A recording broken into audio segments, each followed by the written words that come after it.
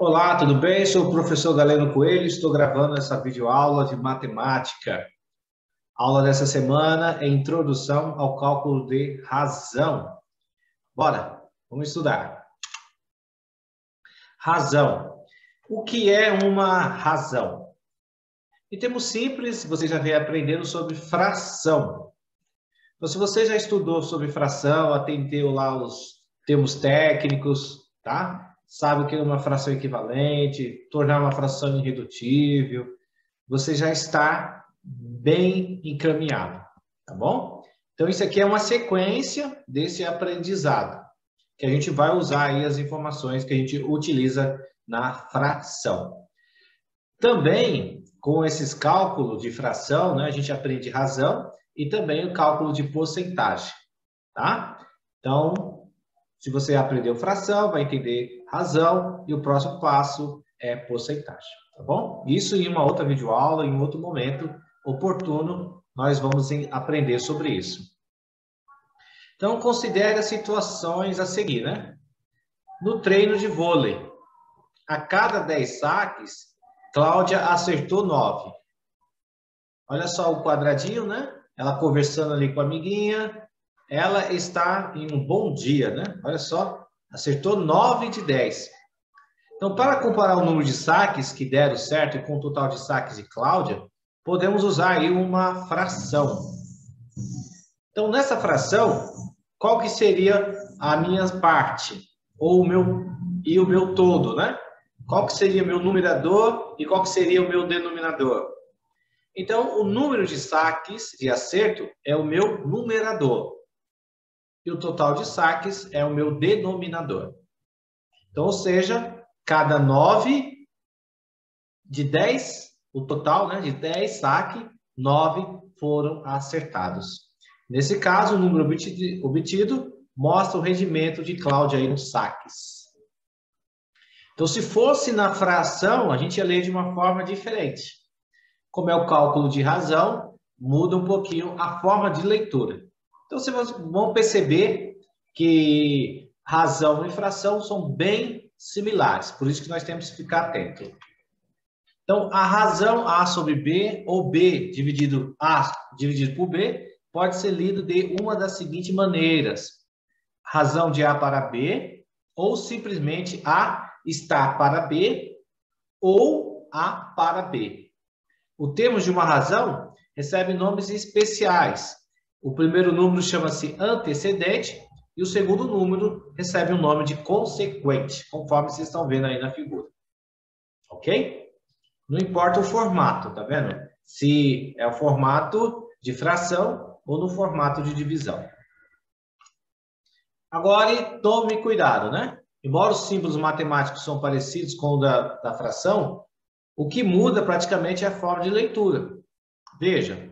Então, se fosse um cálculo de fração, eu ia ler da seguinte forma: 1/3. 1/3. Agora, como eu estou lendo na forma de razão, é 1/3, ou 1 a cada 3. Correto? Então, fica atento. Quando é fração, eu vou ler 1/3.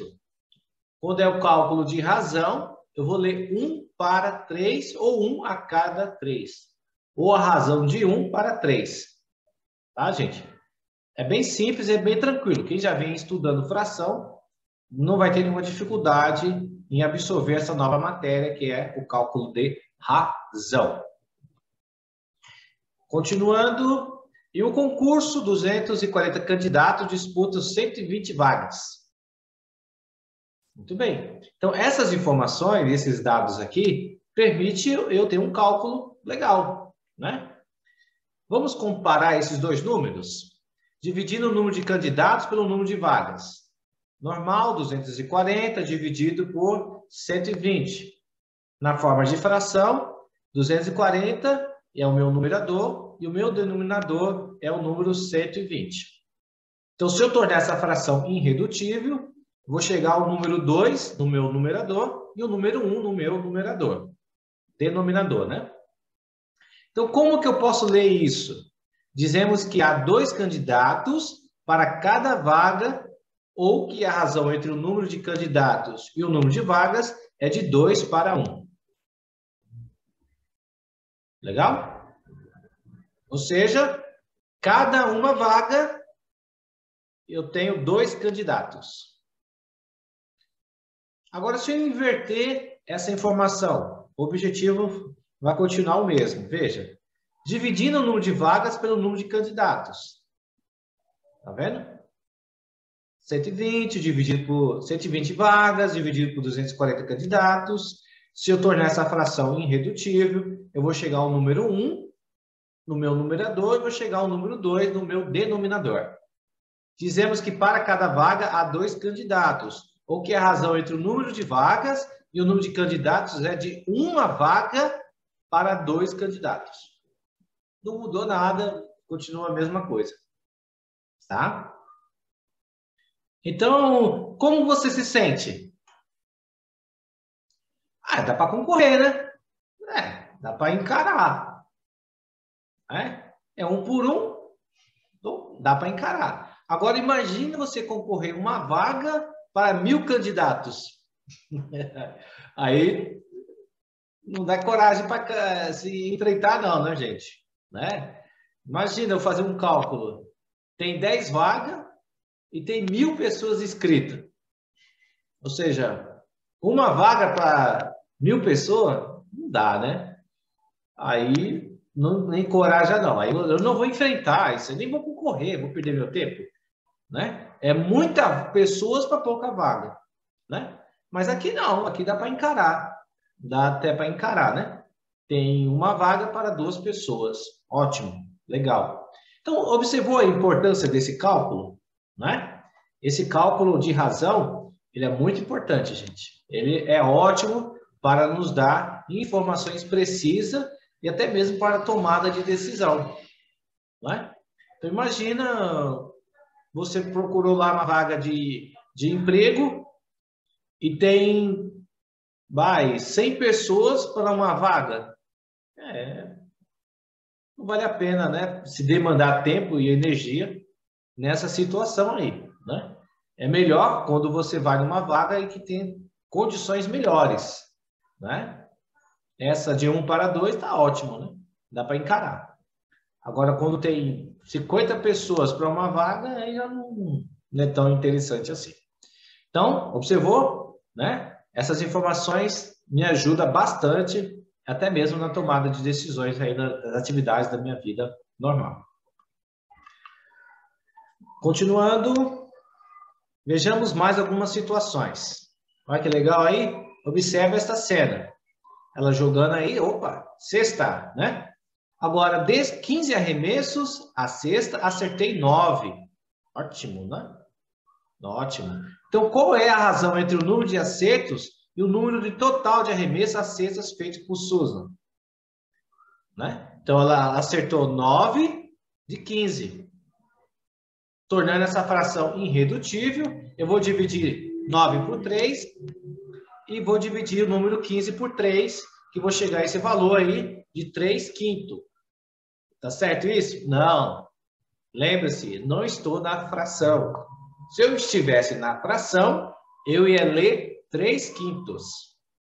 Como eu estou na razão, no cálculo de razão, eu vou ler assim, 3 para 5. Ou seja, para cada 5 arremessos à cesta, Susan acertou 3.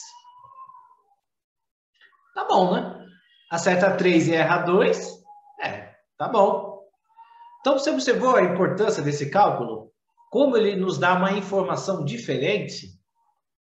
Por isso que eu preparei esse material teórico para ajudar vocês, que ele vai fazer parte da vida aí de vocês aí, com certeza, né? Então, é parecido com o cálculo de fração, no entanto, a gente só lê um pouquinho um formato diferente, tá? Agora, responda as questões aí no caderno. Em 2018, 800 pessoas participaram da Semana Cultural do bairro. Já em 2019, o número de participantes foi 960, no mesmo evento. Aí a pergunta, qual é a razão entre o número de participantes de 2019 e o número de participantes de 2018? Bora pegar aqui a minha caneta, vamos escrever aqui. Eu tenho 800 pessoas. Legal. Isso em 2018. E 960 pessoas em relação ao ano de 2019. Agora, o que eu tenho que fazer? Normal, como fosse um cálculo de fração, tornar essa fração irredutível. Então, eu vou dividir aqui por 2 e por 2, tá? 800 dividido por 2 dá 400. Certo? E 960 dividido por 2 dá 480. Legal. Vou continuar dividindo por 2, né? Porque eu gosto de dividir por 2, que é mais fácil. 400 dividido por 2 dá 200. Legal. 480 dividido por 2 dá 240. Muito bem. Continuando, dividindo por 2. Aqui vai dar 100. E aqui vai dar 120. Ótimo. Continuando, dividindo por 2. Aqui vai dar 50. E aqui vai dar 60. Vamos continuar aqui embaixo. Deixa eu trocar a caneta aqui de cor. Agora, 50 dividido por 2 dá 25.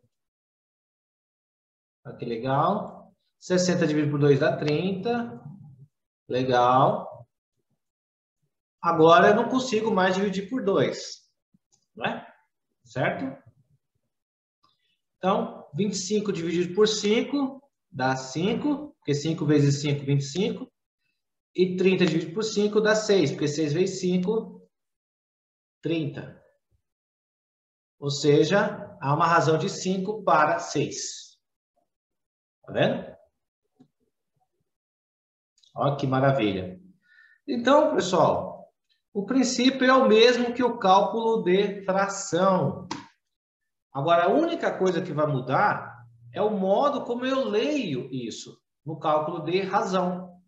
Em vez de eu ler 5/6, eu vou ler 5 para 6. Certo? Ou seja, a cada 6 pessoas, havia 5 em 2000 e... Cada 6 pessoas de 2019, havia 5 em 2018. Olha que lindo, né? Até a forma de ler é diferente. Para cada 6 pessoas em 2019, houve 5 pessoas em 2018. Olha só. Então, a forma que eu leio muda todo o cenário. Interessante, né? É bem fácil. Agora, imagina quando chegar no cálculo de porcentagem, né? A gente vai aprender facinho, facinho. Quem aprendeu esse cálculo aqui de razão. Beleza? Quando chegar na parte de porcentagem, vai ficar fácil. A tabela a seguir mostra o número de alunos matriculados nos períodos da manhã, da tarde e noite, em uma escola de natação. Eu vou fazer só um período e vou deixar que vocês façam os demais, tá? Calcule a razão entre o número de meninos e os números de meninas. Período da manhã. Eu vou calcular o da manhã e deixo o de tarde, de noite e dos 3 períodos para vocês calcular aí na casa de vocês, tá certo? Então, o período da manhã. Meninos, tem 15. Certo? E meninas, no período da manhã, 21. Ótimo. Aqui eu tenho que fazer o que? A divisão, né? Simultaneamente. Se você quiser fazer o MMC ou quiser, né? Se você já saber de cor, beleza. Mas se você quiser fazer o MMC de 21 e 15, legal. Eu fiz o MMC, e eu já sei também, óbvio, né? Eu sei que é o número 3. Então, 15 dividido por 3 dá o quê? 5.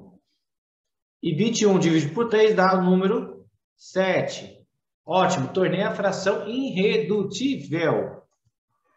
Agora, como que eu vou ler isso aqui? Cada 7 meninas, há 5 meninos. Olha só. Cada grupo de 7 meninas tem um grupo de 5 meninos. Ou seja, 7 meninas para 5 meninos. Ok? Agora vocês vão lá e faz o da tarde, noite e os 3 períodos. Ok, pessoal? Isso aí eu vou deixar para vocês fazerem. Tá bom? Aí fica como atividade de casa para vocês fazerem isso daí. Pessoal, obrigado e bons